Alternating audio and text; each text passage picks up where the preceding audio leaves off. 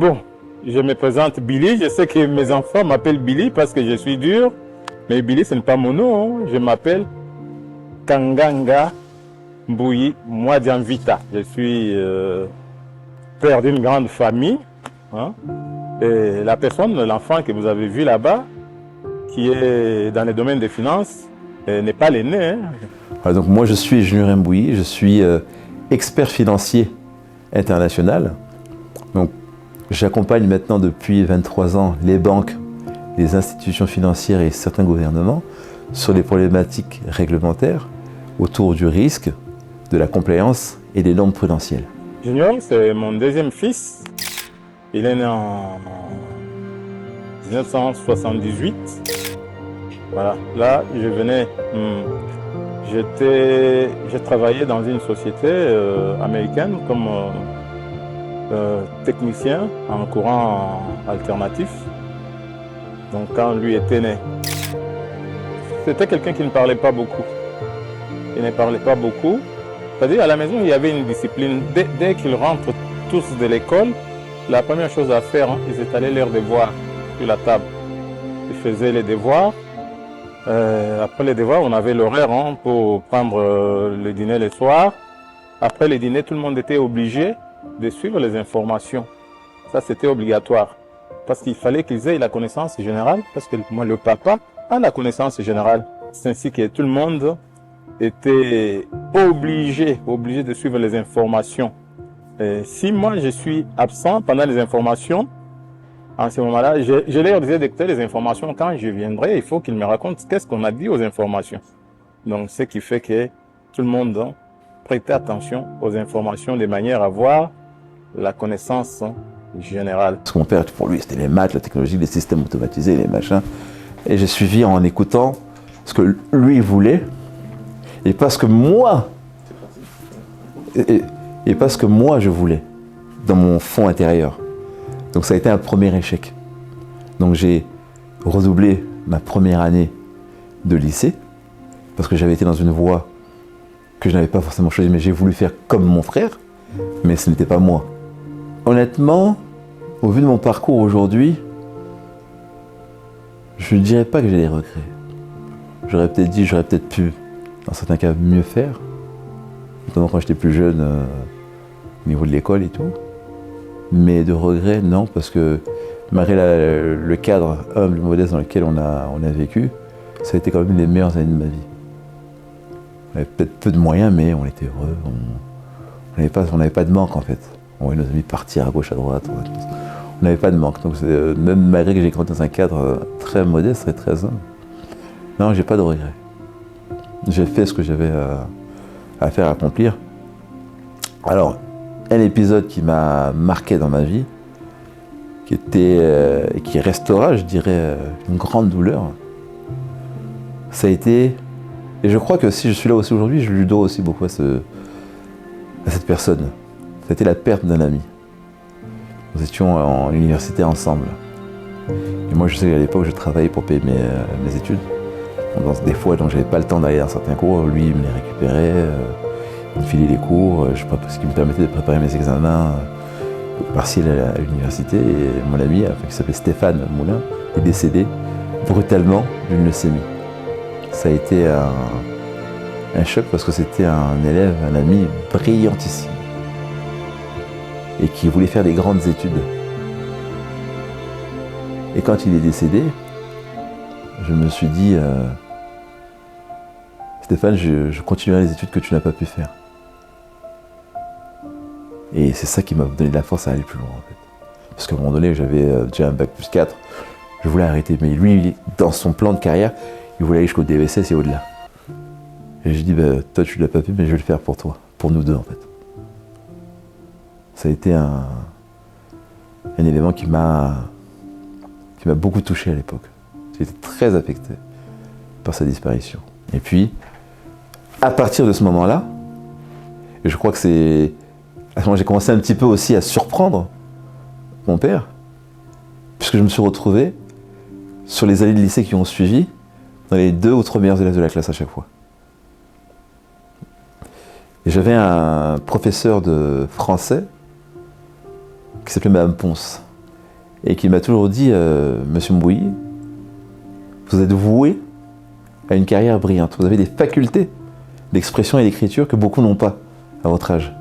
Bon, moi, à mon jeune âge, 16-17 ans, je faisais pas attention. Mais c'est vrai que quand je regarde en arrière, oui, je me suis dit, vu le parcours accompli, ben, cette dame avait peut-être raison. Oui. Donc on me l'avait déjà dit, en fait, quelque part. Avec Junior, c'est que c'est un homme de vision et surtout un homme humble. En fait, pour connaître Junior, Junior ne te parlera jamais de lui, mais c'est toi-même, tu vas découvrir qui est ce monsieur Junior-là.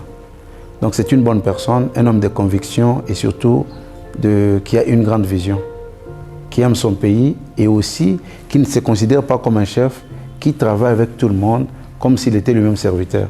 Moi, je suis rentré au Zaïre à l'époque, au Congo, hein, c'était devenu Congo.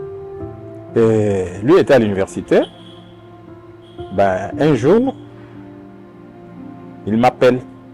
Il dit, oh papa, j'arrive, j'ai terminé. Je dis, quoi, tu as terminé? Je dis, oui, j'ai terminé mes études universitaires.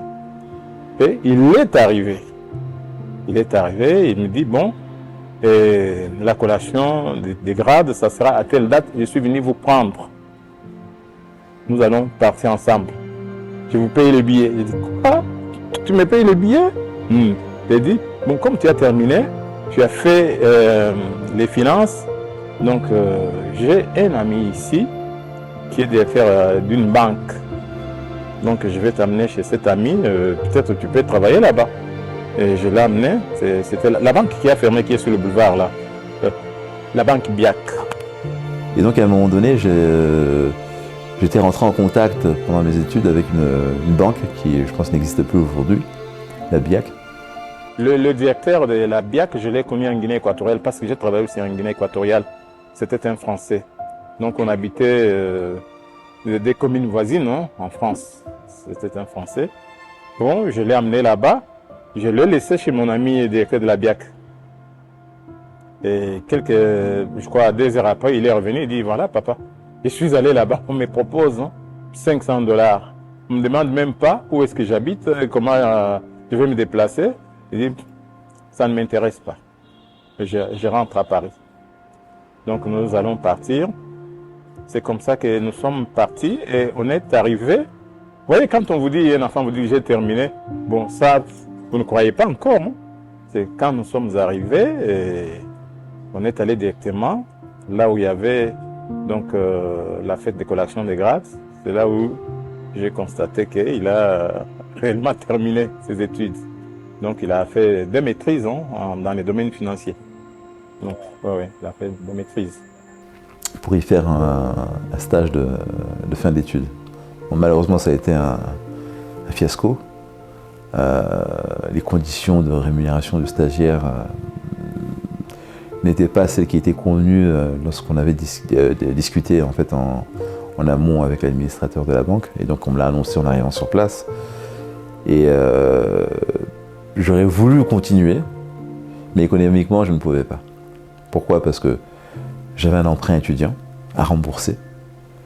Et le salaire qu'on me proposait ne me permettait pas d'y faire face. Donc j'ai préféré arrêter. Moi, je pense que mes frères, pareil, nous avions tellement une mauvaise image du pays que ça ne nous intéressait pas. On parlait, oui, le Congo c'est comme ci, c'est comme ça, il y a la sorcellerie, les gens sont méchants, etc. On ne voulait pas y aller, on ne voulait pas en entendre parler. Mais mon père a eu un rôle clé parce qu'il a toujours parlé avec amour de ce pays. Jusqu'à nous faire apprendre l'hymne national, nous l'écrire. Il aimait son pays, vraiment.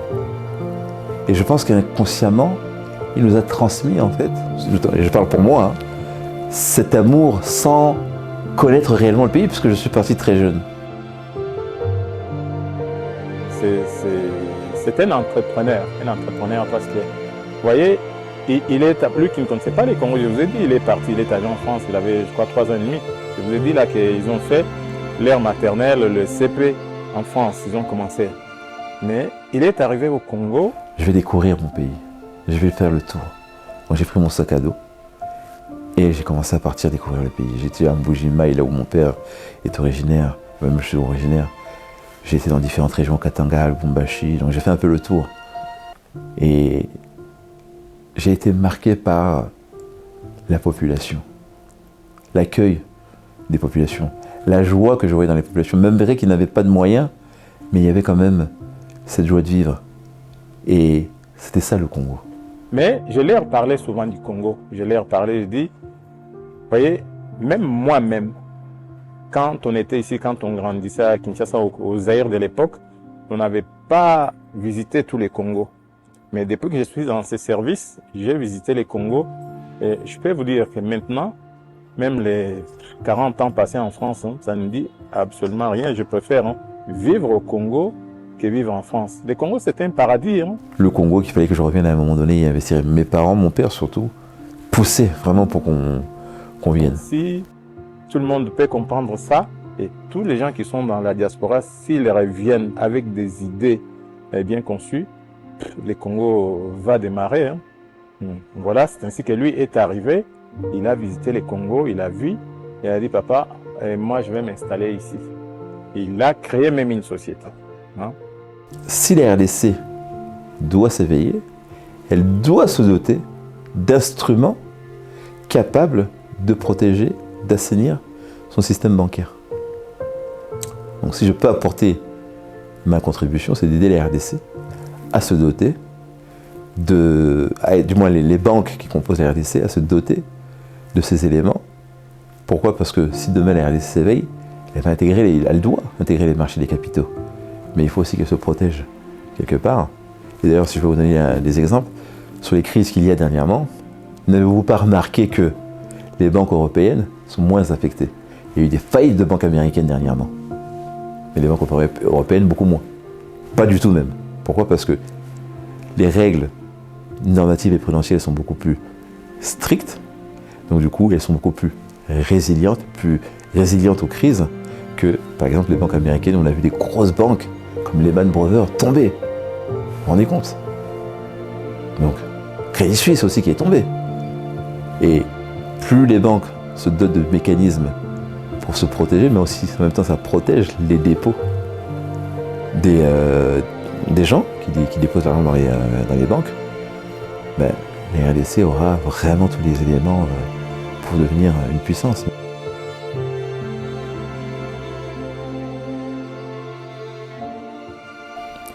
On dit, mais il y a peut-être des choses aussi à faire chez toi, dans ton pays. Qu'est-ce que tu pourrais apporter avec l'expérience que tu as acquise aujourd'hui? Et puis ensuite, donc, j'ai fondé ma société.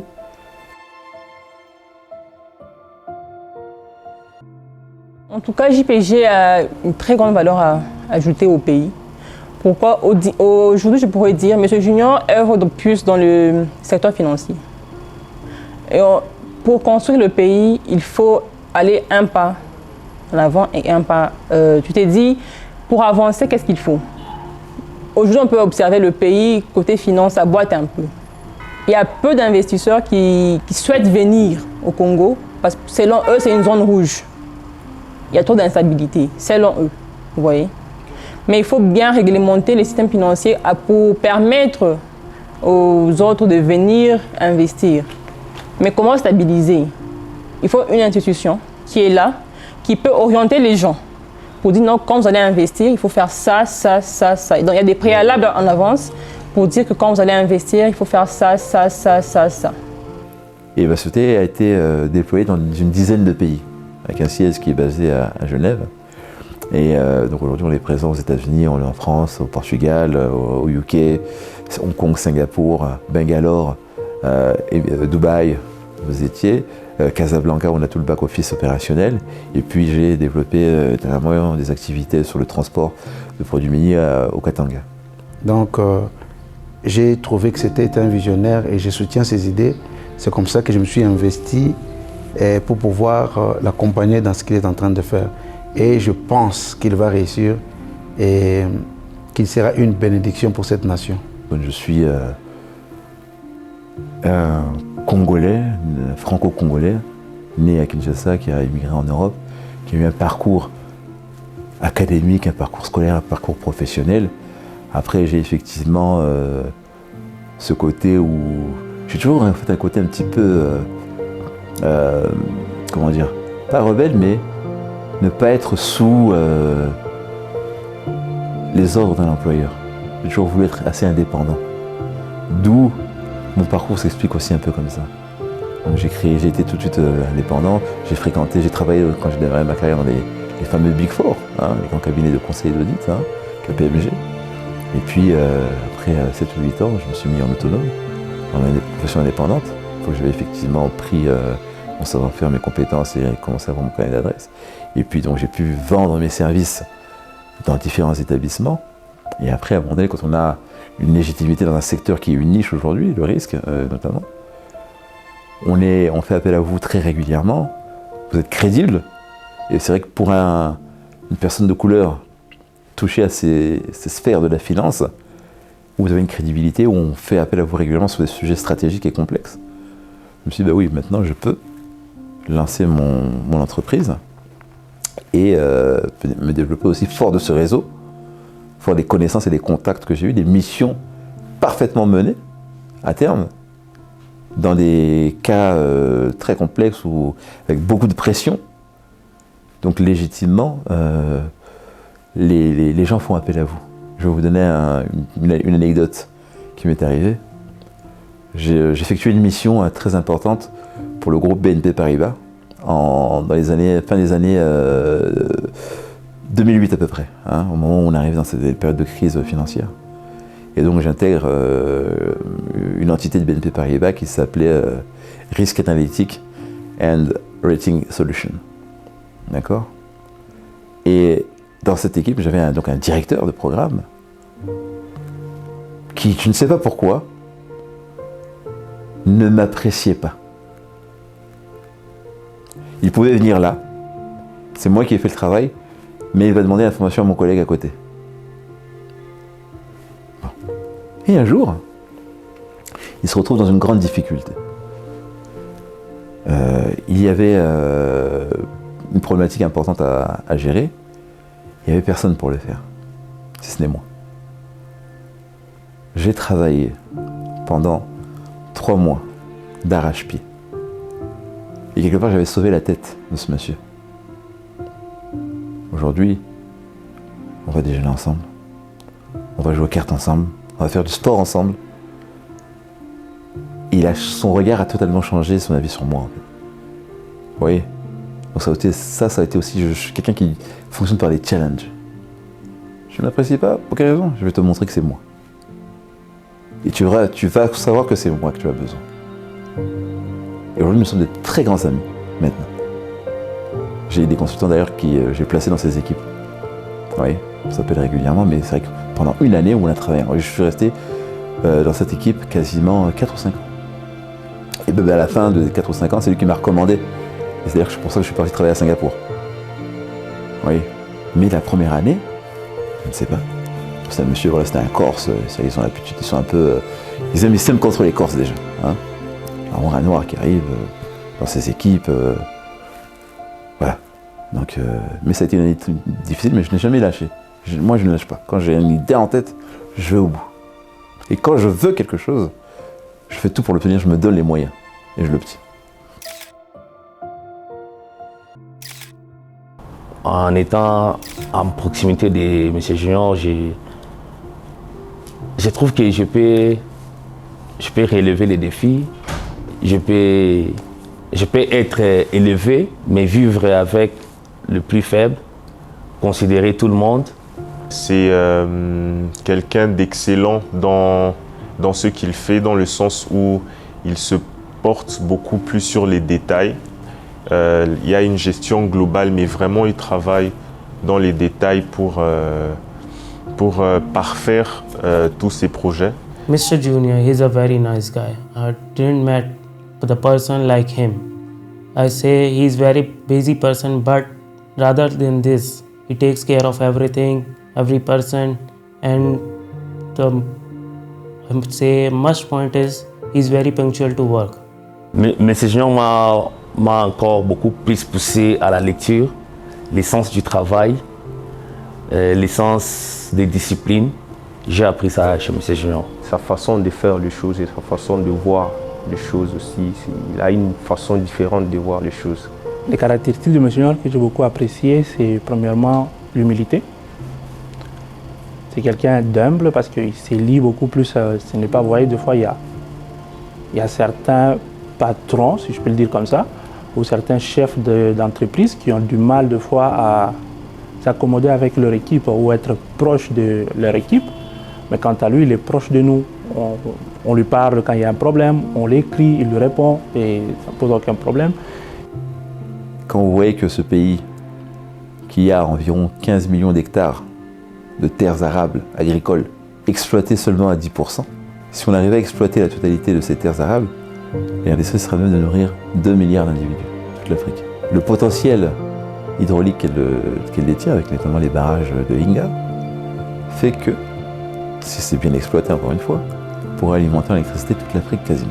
Nous avons la possibilité de sortir de ce seuil de pauvreté dans lequel nous sommes et vraiment d'utiliser au mieux les potentialités que nous avons, qui sont d'ailleurs toutes décrites dans le livre, afin que nous devenions la superpuissance en devenir que nous sommes appelés à être. En fait, le Congo d'aujourd'hui a besoin de grands leaders qui se mettent ensemble. L'union doit faire la force, pas la farce.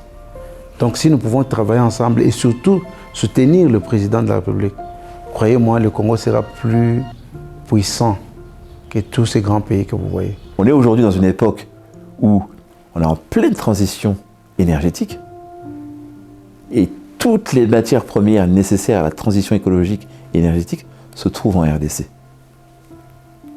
Donc légitimement, ce pays doit avoir un rôle majeur, doit peser dans l'échiquier mondial au regard de son potentiel et des richesses qu'elle détient. Lisez le livre de M. Junior Mboui, Une superpuissance en devenir quand la RDC s'éveillera, qui est, à mon sens, un mode d'emploi qui permettra à la République démocratique du Congo de développer son secteur économique et son secteur social avec lui. Si je devais décrire M. Junior, pour moi, c'est l'homme aux missions impossibles. Son être humain, sa personne, j'ai rallié directement son image à l'image de Mobutu. Pourquoi l'image de Mobutu? Parce que je trouve que c'est un homme imposant, il est autoritaire, mais il le fait bien. Il ne le fait pas pour écraser les autres. Mais il est imposant par rapport à la vision qu'il a, par rapport à ses idées et par rapport à sa façon de faire les choses. Et M. Junior, c'est quelqu'un qui aime l'unité, c'est un rassembleur. Un mot, selon moi, qui décrit M. Junior, je dirais exceptionnel, parce qu'il fait l'exception dans sa façon de travailler. C'est un leader. Il travaille. Un très bon leader. Un homme de vision, conviction et déterminé. C'est ça, M. Junior. D'avoir un Congo demain où on va fabriquer des produits made in Congo qui vont s'exporter dans le monde entier. Je veux que quand on parle du Congo demain, oui, le Congo c'est le pays, c'est the place to be. Aujourd'hui on dit que Dubaï c'est the place to be, mais je veux que demain on dise que le Congo c'est the place to be. J'ai une vision pour mon pays, au vu de son potentiel, qui attirerait toutes les populations mondiales à venir y visiter. On a une biodiversité qui est incroyable. On est le deuxième poumon vert derrière l'Amazonie. Il y a un potentiel touristique qui est important, mais qu'il faut exploiter, qu'il faut développer. Et moi, ce que je dis, c'est qu'il faut sécuriser le pays. Et j'aime bien reprendre une phrase d'un auteur africain qui est Cheikh Anta Diop, et qui dit « La sécurité précède toujours le développement ».